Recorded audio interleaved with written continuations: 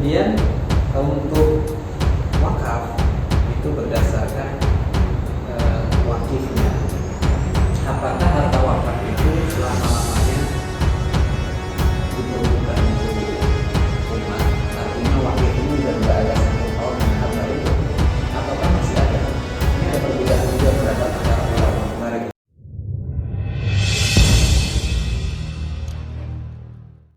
Kemudian untuk wakaf itu berdasarkan wakifnya.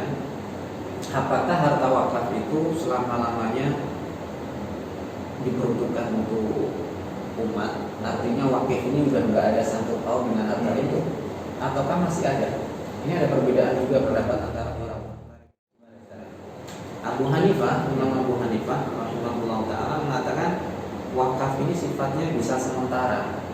Artinya wakaf ini, si wakif ini sifatnya hanya meminjamkan saja. Kalau suatu saat dia mau minta, itu tidak apa-apa.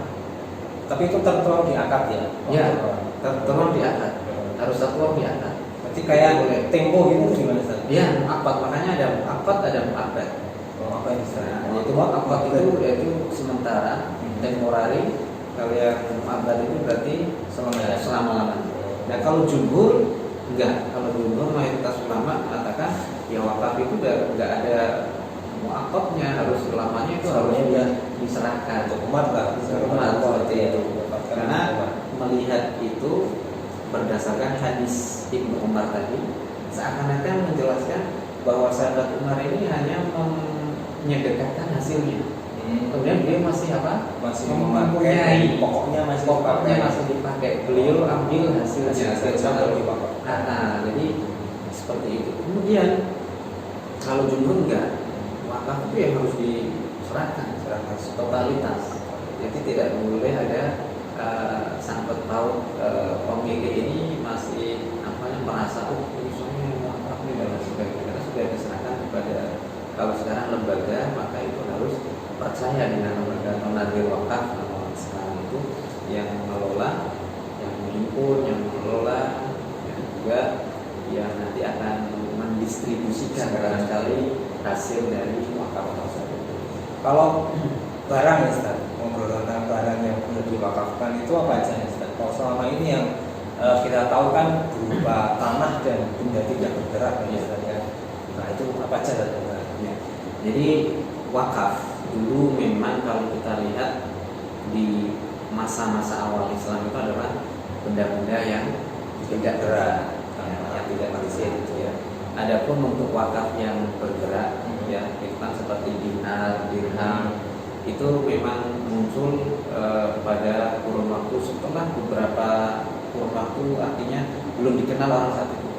Jadi istilah ulama, salah satunya adalah ulama-ulama dari kalangan Hanafiyah itu mengatakan bolehnya wakaf dengan dinar dan dirham, karena intinya melihat manfaatnya, dan juga sudah ditetapkan dalam fatwa MUI dan juga kompilasi hukum Islam Bahaya itu pun juga memperbolehkan tentang wakaf dengan benda yang bergerak. Salah satunya adalah dengan, karena apa, dulu orang menganggap kalau dinar dirham itu akan habis dipergunakan, tetapi kalau kita bisa memanfaatkan, mengelola, itu memang kalau ditakutkan seperti ini Bang, kalau benda yang tidak bergerak ditakutkan itu akan habis hilang itu ya, kalau tidak dikelola dengan baik. Makanya kalau sekarang ada istilah barangkali orang patungan wakaf nih, wakaf dengan uang dan sebagainya, untuk membebaskan sebidang tanah yang nantinya akan dijadikan masjid atau dijadikan pondok pesantren, madrasah, maka itulah boleh wakaf dengan uang yang akhirnya nanti orang patungan itu bisa. Karena Islam ini al-Islam Islam ini agama yang mudah ya, tetapi jangan menyepelekan seperti itu. Jadi inilah bagaimana kemurahan syariat ini bagi siapapun. Bahkan di Las Al-Ummah juga ini ya, ada wakaf ini mau pembangunan ini ada. Kalau seandainya wakaf itu harus dalam bentuk cash, ini harus sekian, ada ini mungkin bagi orang yang nggak punya modal atau budget yang besar, ini akan merasa berat. Tapi ya Allah, saya mau wakaf gimana, nggak bisa. kurang lebih seperti itu. Oke. Baik, masih tentang wakaf benda yang bergerak itu ya Ustaz ya. Kalau misalkan kita wakaf barang tersebut kemudian barang itu rusak atau nilai kemanfaatannya itu sudah sangat sedikit itu misalkan boleh enggak kalau wakaf kemudian mencabut barang tersebut?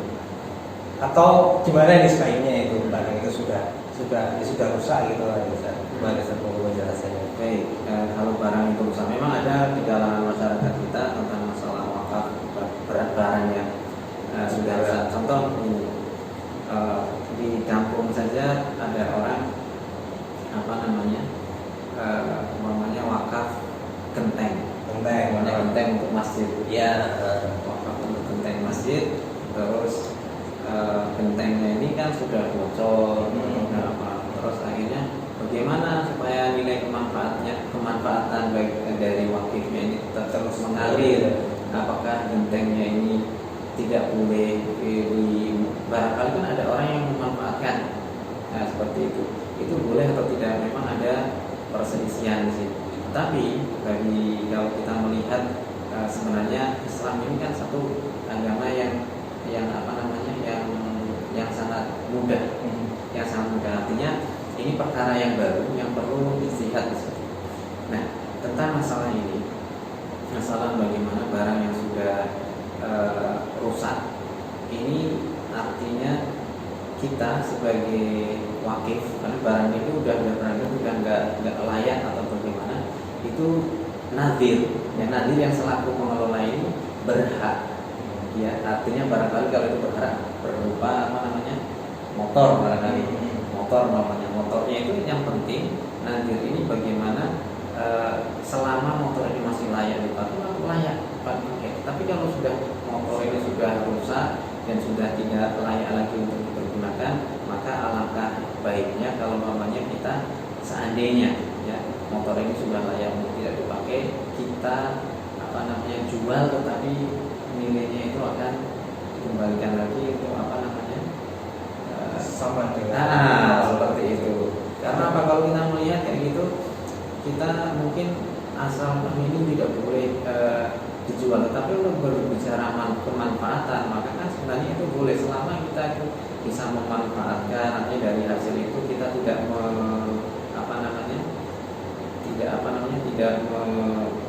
memakan hasilnya, tetapi tetap untuk kebutuhan, untuk kemaslahatan umat, maka itu insya Allah artinya dimengerti dalam hal ini.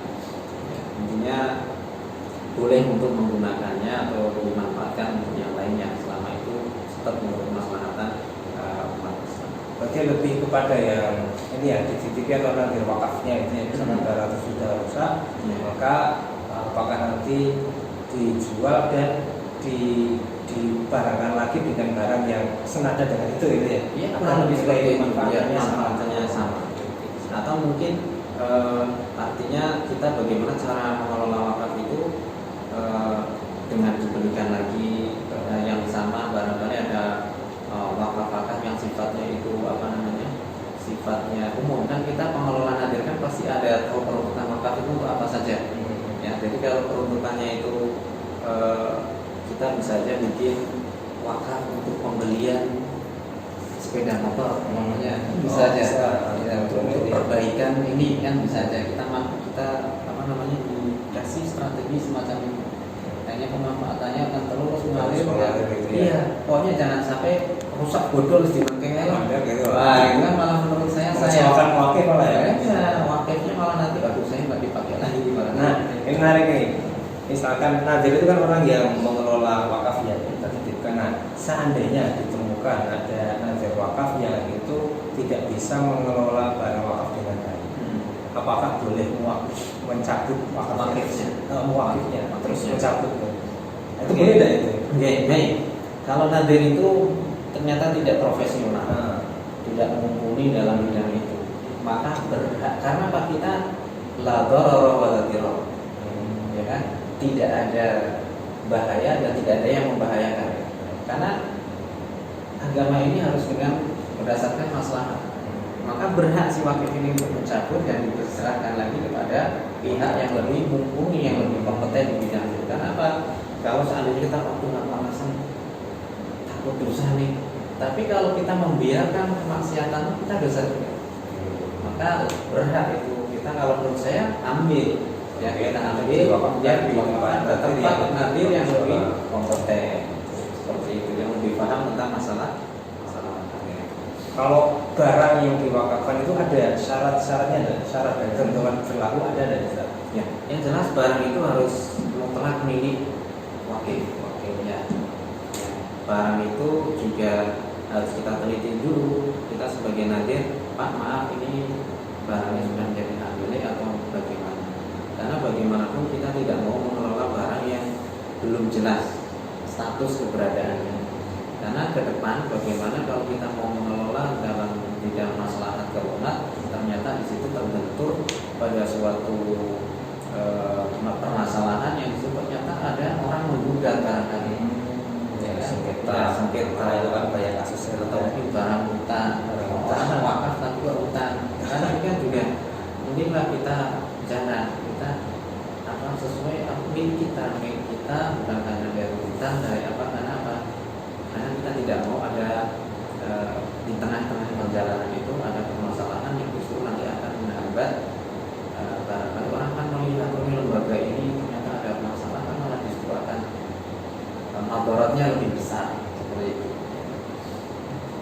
Oke, sekarang kita ngobrol tentang wakaf produktif ya, Ustaz. Seperti yang ada di basis misalnya ya. Nah, boleh dijelaskan dulu Ustaz, wakaf produktif itu apa itu? Ya. Ustaz. Baik. Wakaf produktif. Kalau wakaf masih mubah itu kan wakafnya sifatnya tetap, dia tidak, masjid itu kan bisa dibilang tetap, dia tidak produktif dalam, bukan sektor ekonomi.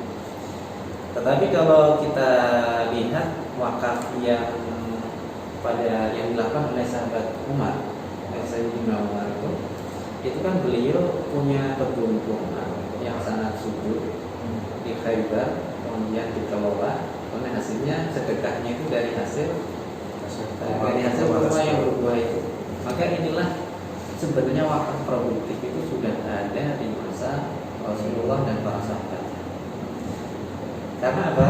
Kalau kita lihat kan tahbisul al-ulama, yang namanya al-waqf itu para ulama semuanya sepakat tahbisul asli wa tasdilus samri, menahan pokoknya dan mendistribusikan manfaatnya. Maka seakan-akan menunjukkan kepada kita bahwa wakaf ini usahakan sifatnya produktif untuk kemaslahatan.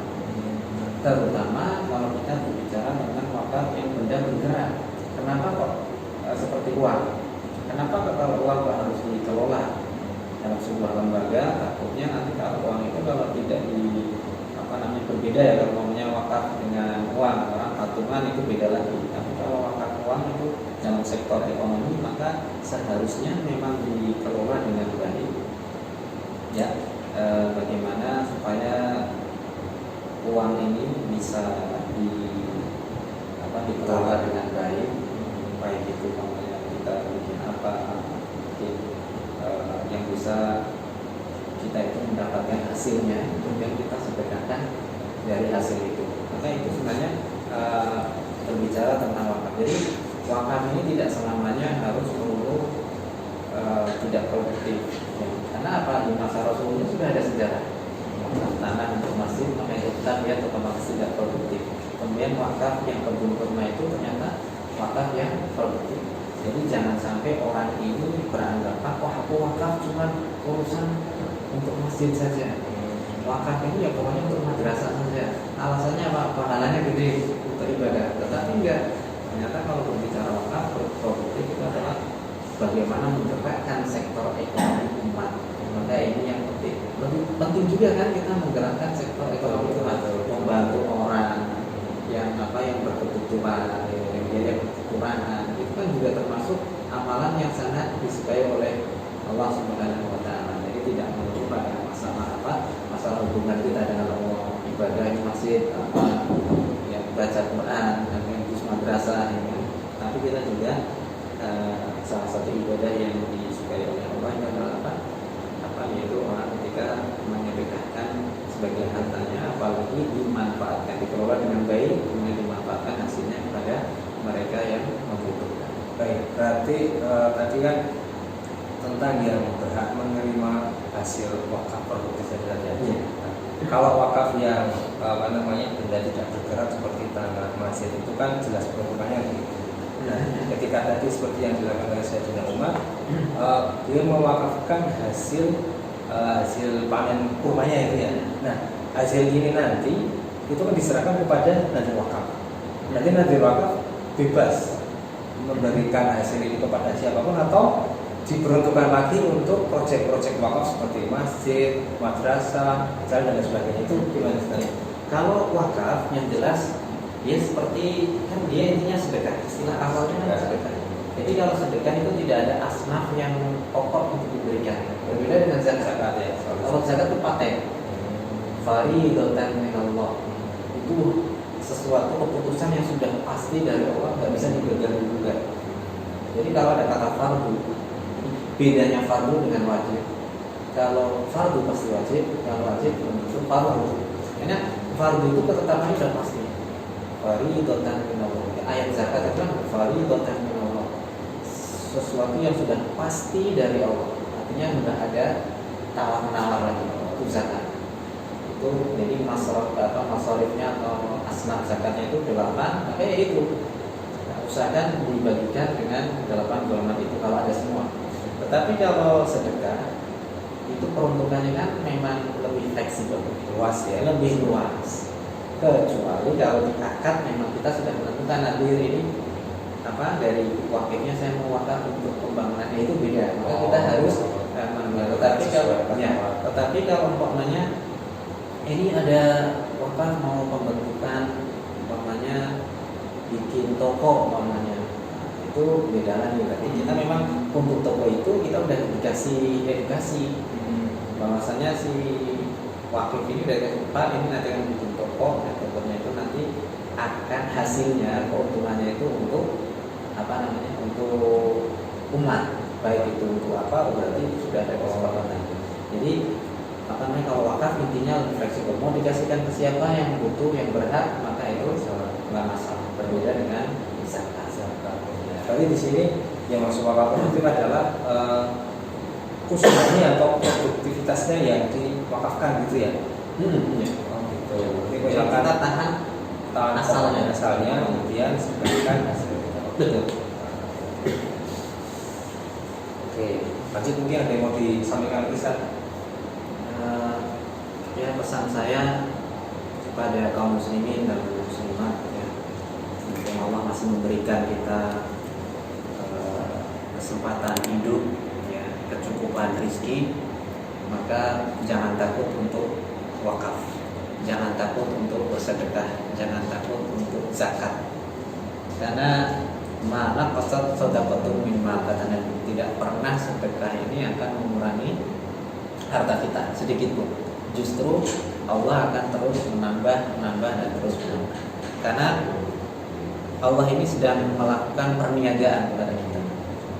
Innallaha ashtara minal mu'minina anfusahum wa amwalahum bi anna lahumul jannah. Sesungguhnya Allah membeli ya, melakukan perniagaan kepada orang-orang mukminin jiwa mereka. Jadi jiwa mereka dibeli oleh Allah. Jiwa kita itu kita sudah wakafkan kepada Allah. Wa amwalahum, dan harta mereka juga sudah dibeli oleh Allah. Artinya apa? Kita sedekahkan di jalan Allah. Bi anna lahumul jannah. Karena janji Allah apa? Mereka kelak akan mendapatkan surga. Dan itu kemenangan yang terbesar. Jadi jangan takut berapapun uang kita punya apa? Jangan takut untuk sedekah. Jadi tidak alladzina yunfiquna fis sarra'i wad dharra. Jadi ciri-ciri orang yang bertakwa itu adalah yang berinfak senantiasa yunfikuna. Yunfik itu menggunakan fi'il mudhari'. Fi'il mudhari' itu artinya sedang atau terus menerus. Ya. Jadi dia itu sekarang dan nanti akan terus dia akan berinfak. Alladzina yunfikuna amwalahum, alladzina yunfikuna fis sarra', dan dalam keadaan senang. Wad dharra, dan dalam keadaan susah. Jadi dalam keadaan senang lagi punya uang banyak, lagi gajian atau dapat bonus, atau wador dalam keadaan susah, lagi tanggal tua, ya, lagi banyak masalah, tapi jangan takut untuk bersedekah meskipun cuma sehari berapa 2000, ya, sangat sedikit sekali. Kalau dulu ada one day 1000, sekarang 1000 itu kayaknya sudah murah banget ya, udah naikin lagi dikit ya. Kalau gaji kita naik harusnya level sedekahnya juga harus naik seperti itu. Jadi jangan takut, insya Allah Allah pasti akan ganti dengan ganti keberkahan rezeki kita, dan juga kelak di akhirat kita akan mendapatkan surga. Amin. Ya, dan kita harus lebih baik Ustaz ya. Kalau kemarin kita sedekahnya 1000 ya, berarti setelah mendengarkan penjelasan Ustaz besok sedekahnya 1500 gitu. Terakhir Ustaz, saya terlintas tadi mungkin kalau saya juga koreksi ini tentang kisahnya Ibu Maryam dan Isa, Nabi Isa. Ketika sebelum lahir itu atau sudah lahir, saya tidak tahu, saya ingat bahwa Maryam ini akan mewakafkan anaknya ini, benar ya Ustaz? Untuk Allah. Ketika anak ini lahir, jadi aku serahkan untukmu ya Allah. Nah itu benar ya Ustaz? Oh, itu kalau yang saya di Ali Imran itu adalah keluarga Imran. Ini nadar ulah kama fibab min harrar mataqabbal minni. Aku bernadar terhadap apa yang ada dari istrinya Imran. Bernadar untuk apa di dalam kandungan ini, istriku ini muharraran fataqabbal minni. Jadi sudah diserahkan untuk fataqabbal minni. Nah, itu sudah aku wakafkan. Akhirnya apa? Falamma wada'atha qalat rabbi inni wada'tuha unsa. Ketika istrinya Imran ini sudah melahirkan, ternyata ini wada'tuha unsa, aku melahirkan seorang bayi perempuan. Wa inni sammaituha Maryam, dan aku menamakannya Maryam. Wa inni u'idzuha bika wa dzurriyyataha minasyaitonir rajim, dan aku melindunginya denganmu ya Allah, dan anak cucunya kelak aku serahkan semuanya kepadamu. Aku minta perlindungan darimu minasyaitonir rajim, dari setan-setan. Fataqabbalaha rabbuha biqabulin hasan. Maka Allah menerima apa ini, nazarnya ini, artinya berarti wakafnya ini, nazarnya ini biqabulin hasan. Masya Allah, Allah menerimanya dengan penerimaan yang baik. Dengan penerimaan, ibaratnya kalau bahasa sekarang dengan tangan, kedua tangan lah. Tangan tangannya juga diikuti. Jadi intinya apa? Diterima. Wa ambataha nabatan hasana, dan memberikan apa? Artinya menumbuhkan baginya keturunan-keturunan yang baik. Jadi ketika kita sudah mewakafkan diri kita kepada Allah, ya Allah ini anak saya wakafkan, namanya saya serahkan kepadamu, maka itu salah satu usaha kita, ikhtiar kita untuk mendapatkan keturunan-keturunan yang saleh. Diserahkan semuanya kepada Allah. Berarti itu keluarga Imran itu ya, sampai melahirkan Ibu Maryam. Berarti mulai saja kalau kita berdoa seperti itu. Ya boleh. Dari Allah akan tetap serahkan pada dengan harapan kita mendapatkan nanti keturunan kita dan keturunan anak-anak kita menjadi anak-anak yang soleh. Karena sebenarnya kita ini kan memang mau nggak mau kan memang kita harus berserah sama Allah. Artinya kita mewakafkan seluruh jiwa raga kita kan sama Allah. Ya seperti itu. Ya, makasih Ustaz Heri sudah kurang lebih 1 jam kita ngobrol di sini. Insyaallah semoga banyak manfaat yang bisa kita ambil. Dan akhir kata terima kasih sudah 1 jam Ustaz ya. Sudah 1 jam kita ngobrol, kurang sedikit. Semoga banyak manfaat yang bisa diambil. Dan insyaallah sampai ketemu lagi di pertemuan kita yang akan datang. Kalau